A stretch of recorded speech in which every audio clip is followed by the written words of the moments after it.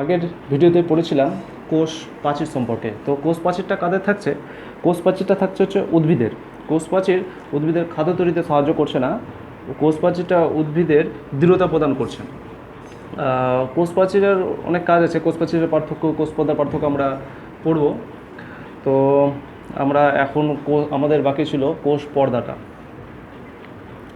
কোষ পর্দা, কোষ পর্দা প্রাণী ও উদ্ভিদ উভয়েরই থাকে, প্রাণী ও উদ্ভিদ উভয়েরই থাকে কোষ পর্দা। কোষ পর্দা হলো, আমরা দেখেছিলাম যে বাইরের দিকে যে পর্দাটা থাকে, এটা বাইরের দিকে প্রাচীর, তার ভিতরে থাকে পর্দা। এই পর্দা কি করছে? ভিতরে আছে প্রোটোপ্লাজম। প্রথম যে কণাটা তৈরি হয়েছিল, প্রথম যে প্লাজমে বস্তু হয়েছিল প্রোটোপ্লাজম, আগের ভিডিওতে পড়েছিলাম। প্রোটোপ্লাজমটা নিউক্লিওপ্লাজম, নিউক্লিয়াসের ভিতরে থাকে নিউক্লিওপ্লাজম, আর বাইরে থেকে সাইটোপ্লাজম। নিউক্লিওপ্লাজম সাইটোপ্লাজমকে একত্রে বলছে প্রোটোপ্লাজম। এই প্রোটোপ্লাজমকে রক্ষা করছে কি? পর্দা, প্লাজমীয় পর্দা। এই পর্দাটা ত্রিস্তরীয়। এক নম্বর বৈশিষ্ট্য ত্রিস্তরীয়। ত্রিস্তরীয় কথার অর্থ হলো, বিজ্ঞানী রবার্টসন এটা 3 স্তর বলেছিল। আমরা ছবি আঁকলে বুঝতে পারবো।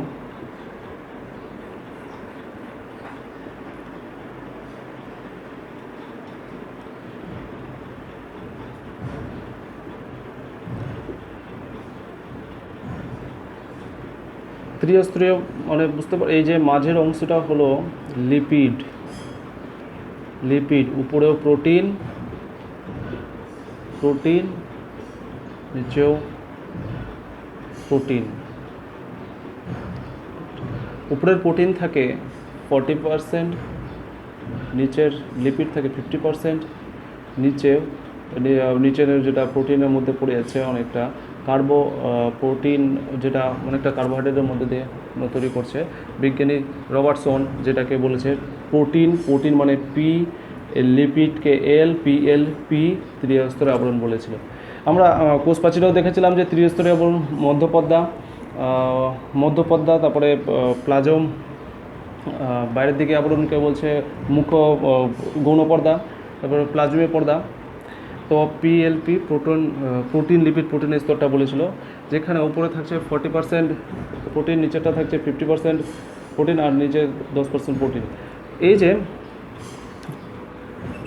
এটাকে বলছে কার্বোহাইড্রেট না, আমরা ওটা মিটিয়ে দিলাম। এটাকে বলছে যে পোলার গ্রুপ, নন পোলার গ্রুপ। আমরা এখন দেখব যে এটা লিপিডের মধ্যে বলছে বাইরের অংশটা বলছে পোলার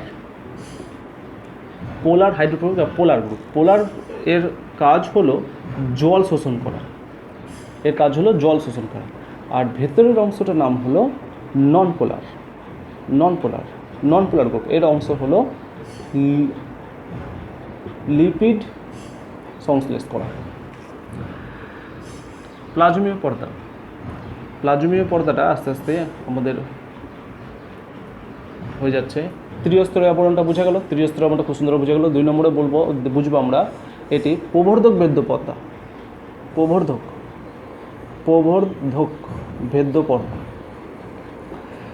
ভেদ্য পর্দা, এটা বোঝার জন্য আমাদেরকে সব কিছু ডিটেলস জানতে হবে। কোষ প্রাচীরের ক্ষেত্রে দেখেছিলাম ওটা ভেদ্য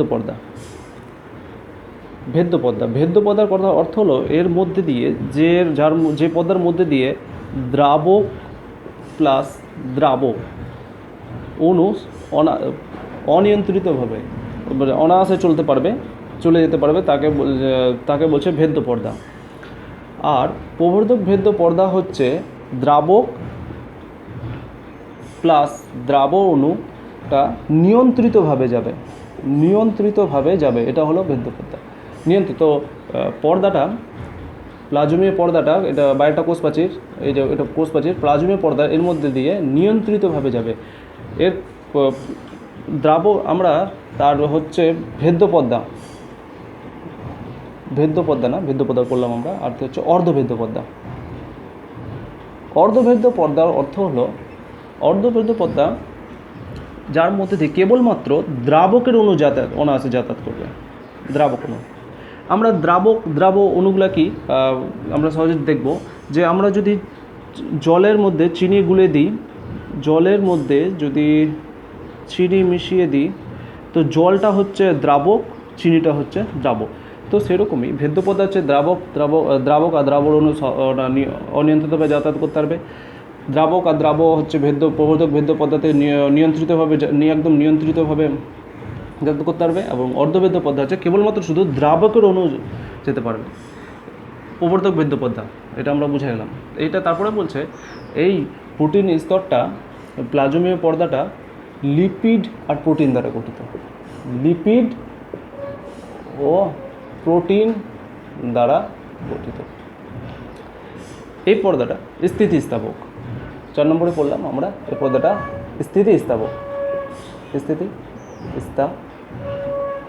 তো আমরা আরেকবার প্রথম থেকে একবার বিস্তারিতভাবে আলোচনা করে নিই শর্ট ফর্মে দেখে নেব। 1 নম্বর পড়লাম, এটা ত্রিস্তরীয় আবরণ। প্লাজমীয় পর্দাটা ত্রিস্তরীয় আবরণ। লিপিড, উপরেরটা প্রোটিন থাকছে, বাইরেটা প্রোটিন থাকছে, মাঝেরটা থাকছে লিপিড। তার নিচের অংশটা হচ্ছে পোলার হাইড্রোফোবিক, জল শোষণ করছে। তারপরটা নন পোলারের মধ্যে পড়ছে, যেটা প্রোটিন সংশ্লেষ করছে, হাইড্রোফিলিক যেটা। আর প্রবর্ধক পর্দা, প্লাজমীয় পর্দা হচ্ছে প্রবর্ধক পর্দা দ্বারা বেষ্টিত। আমরা ভেদ্য পর্দা, প্রবর্ধক পর্দা আর অর্ধভেদ্য পর্দার মধ্যে পার্থক্য বললাম, যেটার মধ্যে নিয়ন্ত্রিতভাবে দ্রাবকীয় অণুগুলো যাতায়াত করবে, দ্রবণটা যাতায়াত করবে, এটা হচ্ছে প্রবর্ধক ভেদ্য পর্দা। আর বললাম হচ্ছে প্লাজমীয় পর্দাটা, কোষ পর্দাটা লিপিড আর প্রোটিন দ্বারা তৈরি, আর স্থিতিস্থাপক এই কোষ পর্দাটা স্থিতিস্থাপক। এটা বুঝে গেলাম। এটা হচ্ছে এটা প্রোটিন, এটা প্রোটিনে, এটা 40% থাকে, এটা এর উপরে প্রোটিন, মাঝখানে পুরো অংশটা হচ্ছে লিপিডের ভাগ। আমরা সব কিছু পড়লাম। আমরা এখন কোষ প্রাচীর আর কোষ পর্দার পার্থক্যটা খুব সহজে দেখে নেব, তাহলে আমরা পুরো ব্যাপারটা ক্লিয়ার হয়ে যাবে। দেখলাম প্রাচীর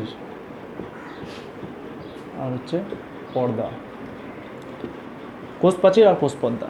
তো আমরা এতক্ষণ ক্লাস করার পরেই বুঝে গেলাম যে কোষ প্রাচীরটা হচ্ছে বাইরের স্তরটা, আর কোষ পর্দাটা হচ্ছে ভেতরের স্তর। কোষ প্রাচীরটা হচ্ছে বাইরের স্তর, কোষ পর্দাটা হচ্ছে ভেতরের স্তর। ভেদ্যতা, কোষ প্রাচীরটা হচ্ছে ভেদ্য পর্দা, এটা হচ্ছে প্রবর্ধক ভেদ্য পর্দা। প্রবর্ধক ভেদ্য পর্দা, প্রবর্ধক ভেদ্য পর্দা আমরা বুঝে গেলাম যে ভেদ্যতা মানে হচ্ছে দ্রাবক হচ্ছে অনিয়ন্ত্রিতভাবে যাতায়াত করবে, প্রবর্ধক হচ্ছে নিয়ন্ত্রিতভাবে যাতায়াত করবে। আর তারপরে আমরা পড়ব যে এটা দৃঢ় মানে মোটা, দৃঢ়তা মোটা, এবং বাইরের দিকে হচ্ছে মৃত কোষ।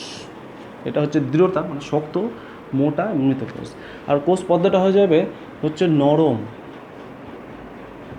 শক্ত নরম, মোটা হচ্ছে পাতলা, আর হচ্ছে মৃত না, এটা হচ্ছে সজীব। তিনটা পার্থক্য পড়লাম। আমরা আরেকটা পার্থক্য পড়ব যে কোষ প্রাচীর খাদ্য গ্রহণে সাহায্য করে না। কোষ প্রাচীর খাদ্য গ্রহণে সাহায্য করে না। আর প্রবর্ধক পর্দা, কোষ পর্দাটা খাদ্য গ্রহণে সাহায্য করছে।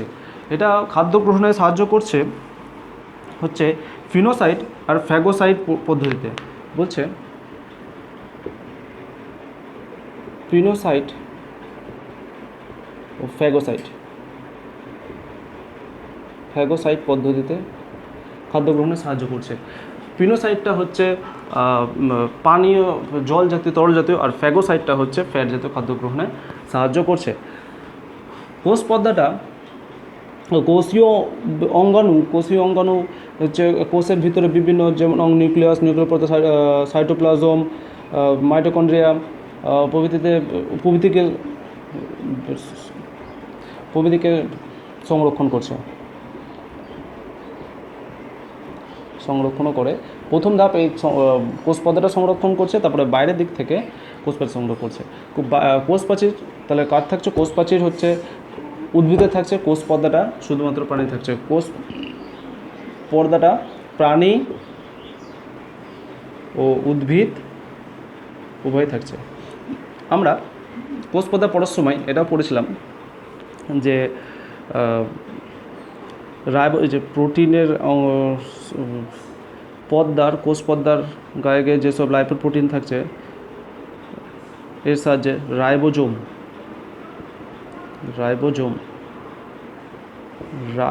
রাইবোজোমকে প্রোটিন ফ্যাক্টরি বলে। এই রাইবোজোম কোষ পর্দার গায়ে সংলগ্ন এই রাইবোজোমের সাহায্যে কোষের প্রোটিন উৎপন্ন করছে। ঠিক আছে, আমাদের কোষ বিভাজন, আমরা পরের কোষের ভিতরে বিভিন্ন অঙ্গনগুলা পরের ভিডিওতে আসবো। আপাতত আমরা কোষ প্রাচীর, কোষ পর্দা ভিডিওটা শেষ হলো।